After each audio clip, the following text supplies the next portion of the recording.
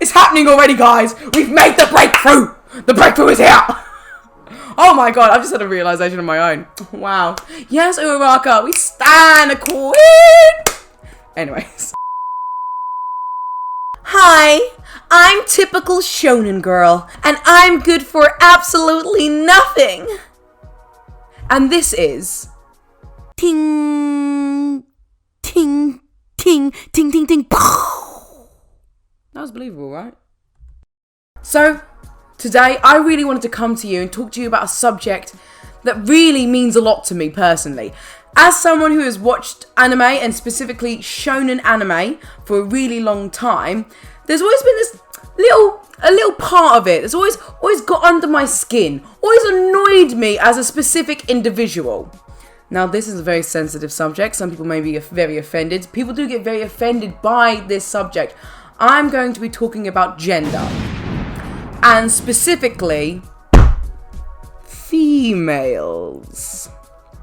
And I know what you're thinking, oh, here we go, another girl talking about girls' representation in the media. Now, shonen girls, and I'm not saying all of them, but there is a vast majority of girls in shonen anime and manga that are just garbage. They're just garbage. They don't do anything. They're just a bit useless. And I have a big problem with this. Now, before I get into shonen girls specifically, I'll quickly cover what shonen is within the anime world, because there might be a couple of people who don't actually know what that is. Shonen anime and manga is typically directed to boys under the age of 15. Most of these shonen series tend to have a male lead who's quite young, and the focus is on action and adventure and fighting. However, comedies and series with female protagonist leads are becoming more and more popular. Shonen also has its fair share of fan service as well.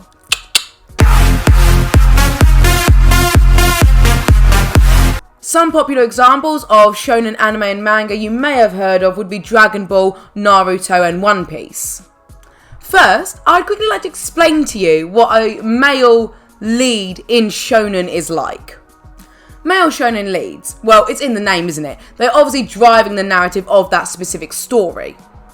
They tend to be quite simple-minded people. They're never the genius of the group, but they are always driven by a sense of justice and determination and to do the right thing. More often than not, they start off as an underdog. They're often weaker than their other classmates and their friends. However, over time, with lots of character development and usually a time jump, they break through those barriers and they become stronger. And obviously a really good example of that is Naruto from Naruto and Naruto Shippuden. In some cases, though, our protagonist does receive a power that does make them stronger, but they do still have to work hard to achieve the full potential of that power or to still reach their goal. A good example of this is Midoriya from My Hero Academia, who gets his power from All Might, but if he isn't trained to use it, he does break all of his bones. Nothing is nobler than self-sacrifice. And when all else fails, they have one thing they can always rely on: the power of friendship. Now, reeling back to mere moments ago when I was talking about the girls of shonen, let's take a little dive deeper into what their typical traits are. So firstly, the big one, the most important one and the most obvious one is that they're put there to be a love interest for the lead. So the deal with this is that means they're usually a damsel in distress, and the reason they do this is because it gives our shonen lead something to fight for when there isn't maybe a big goal at that point in the story arc.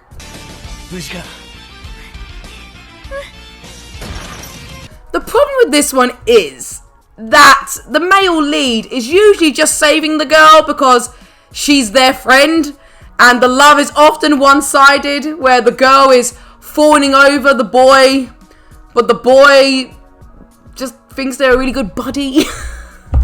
And this whole thing usually plays on the whole dim-witted and small-minded thing of the male lead.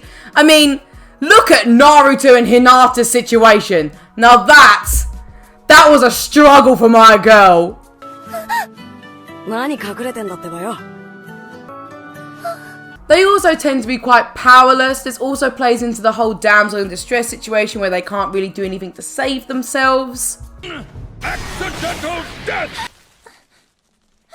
Hi there. And they often play, I hate to say it, a support role in battle. And when I say support, they usually throw a couple of things in right at the beginning, and then usually they're just a bit of a cheerleader. This is one thing that annoys me about it, because they've usually been training the boy and the girl in the exact same capacity. So the girl, in theory, should have the same, you know, fighting spirit or the fighting chance to beat the bad guy as much as the boy. But they, for some reason, they kind of give up a bit halfway through, like, oh, I'm tired. Or, oh, you know, Natsu's got this one. Just don't understand that. And this, okay, guys, listen. This is the one that gets to me the most. For some reason, they always cast the voice actors of Shonen Girls to be quite whiny and annoying. Like, I know it's obviously written that way too, but for some reason they've got like proper like voices that just, you know, absolutely grate on you, and they complain a lot, and everything's like, you know, a bit like, oh. And I'm like, girl, you have been at ninja school the exact same time as the boys pick your pussy up. And this also comes hand in hand with them being very sensitive. And don't get me wrong, I'm a girl, I'm sensitive, but I know when to put my big girl knickers on and get into the moment. If I'm fighting a terrible beastie, then I'm not going to be really sensitive and upset about things in that moment. I can cry about it later in a bathtub. And from this, because they're represented in such a sensitive way, that automatically makes them look weaker to the audience. And don't get me wrong, I don't think sensitivity is a weakness. I don't think that at all. I quite enjoy it when people have moments of sensitivity. It helps you get to know them better. It's good for character development. I know that feeling. I've been there, in that dark and lonely place. But shonen girls tend to have so much sensitivity, it's all we can focus on, and therefore making them look weak. I just wish they would be stronger in certain moments. And don't get me wrong, you know, 1 out of 10 times maybe the girl comes in, because that's the shock factor. She's so powerful, I can hardly believe it. The shock factor is that the girl saves the day, and it shouldn't be that situation. Sometimes the girl should just be the winner, should just be the lead in battle. But for our shock factor, the girl actually beats the bad guy. But it shouldn't be that way. We shouldn't be shocked that the girl in the story has taken down the enemy.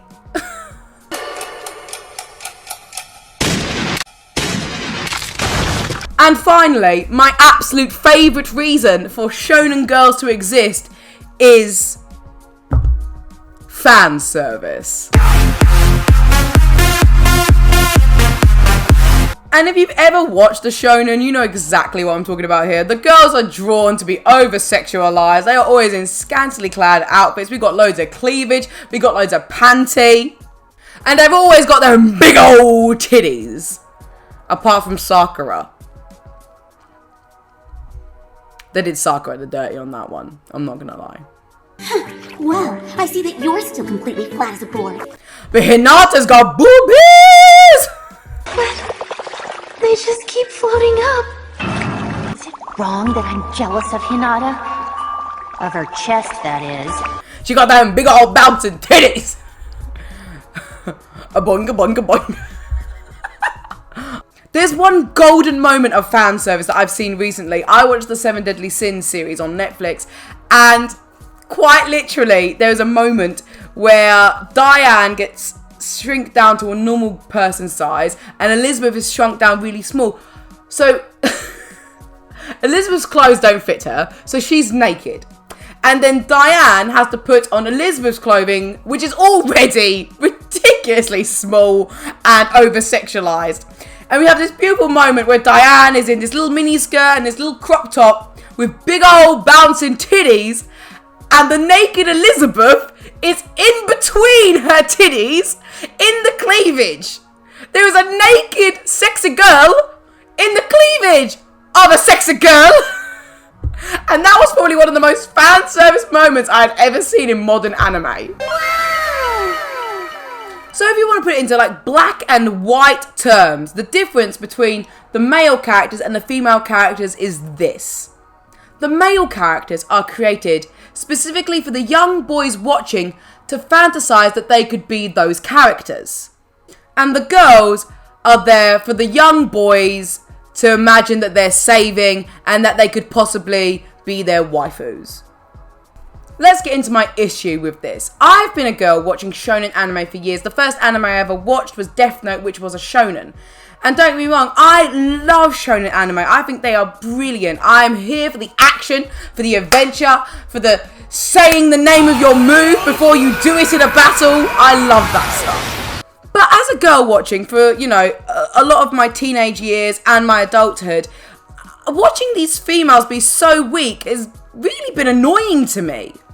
And over the years, I've obviously understood why the characters are there, and it doesn't bother me really anymore. I still get annoyed. Like, do not get me wrong, I find Elizabeth from the 7 Deadly Sins to be quite literally the most annoying character I've seen in anime for a long time. But I still really enjoy the anime. After all of the anger and the darkness there is always a bit of light to come out of the storm. And of course, there are female leads within the shonen bracket that are breaking this mold and doing it for the feminist weebs. And I think the girl that's doing this best is Uraraka from My Hero Academia. Yes, Zero Gravity Girl is here to save the day. For one, Uraraka's arc is not defined by her love for the male lead. Yes, Uraraka has a crush on Midoriya, which is very cute and very sweet, and I love it so much, but she can still drive her own story and it isn't led by any of his decisions. Uraraka came to UA to be a hero in order to earn money, and this money she wants isn't for selfish reasons or, you know, self-worth or gain. This choice for Uraraka is completely self-motivated. She wants to earn money so she can help and support her family. This helps us understand Uraraka as a character. All the decisions that she's made in life have been to reach her goal of supporting her family. Because of this driving force she has to reach her goal, she gets into UA and she meets Midoriya, Ida and the rest of Class 1A. But even after making these new friends, her goals never change. She simply takes what she learns from her new friends, from her teachers, from her classes to refine the way in which she's going to achieve her goal. I mean, look at her at the UA Sports Festival against my husbando Bakugo. She was giving him a right run for his money. He was scared at one point. She nearly touched him, and if she had touched him, he would have gone floating off into the distance like a really angry ball of fire. And she wasn't fighting this way to, you know, to gain approval from Midoriya, to make him realise that, you know, she was amazing and for him to fall deeply in love with her. She was doing it for her own gratification and for her own will to be a bad bitch. So what do I have to say about all of this? I feel like this has just been a video of me ranting about my feelings towards shonen girls, but there is a breakthrough here. There are girls coming through like Uraraka and Mikasa from Attack on Titan who are bad bitch female leads. They are absolutely breaking this mold. There is always going to be the small little traits are always going to trickle through because, you know, it is a shonen and they have to keep some things, you know, within the lines of how shonens work. But I'm so happy to see that these women are breaking through and being the bad bitches they deserve to be. And I know we're always going to get those typical girls. You know, 7 Deadly Sins didn't come out too long ago, and Elizabeth is one of the most useless females I've seen in a minute. So where does this leave us? It leaves us with a bit of advice. Watch shonen. Enjoy shonen. Live for shonen. I love shonen. But don't take everything that's going on with the lead females as gospel, let's say. Girls like that have to be portrayed in a certain kind of way, and I get it. I'm a consumer. I understand, and I love the fantasy. I live for Natsu and Lucy's storyline. I live for it. Who doesn't? But I am so glad to see that these girls are coming through and getting their own back on these boys. I'm waiting for the day when Midoriya is stuck in a cage and Uraraka comes down and touches that cave and lifts him up into the sky with her arms. Wait, no! Uraraka did save Midoriya! At the at the trial to get into the school. Midoriya was falling to his death, and Uraraka was really poorly because she used to get sick when she used her quirk, and she touched him, so he didn't die. It's happening already, guys. We've made the breakthrough. The breakthrough is here.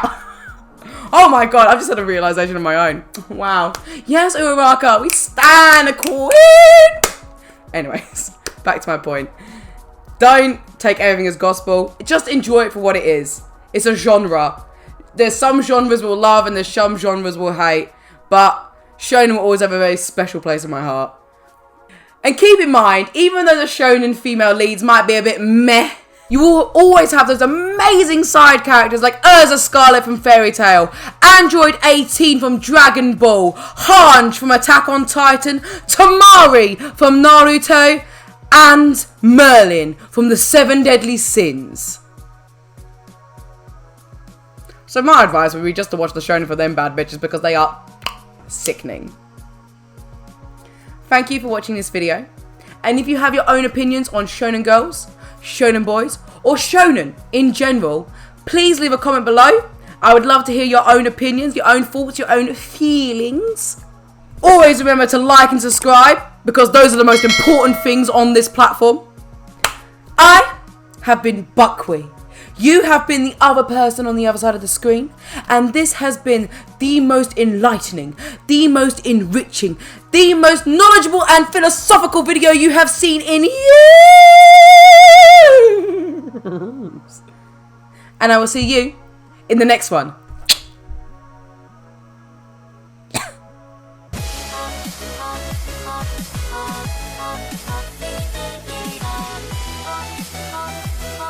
And a good example of that is obviously Naruto from Naruto and Naruto Shippuden. Bloody hell, that's a lot of Naruto, innit?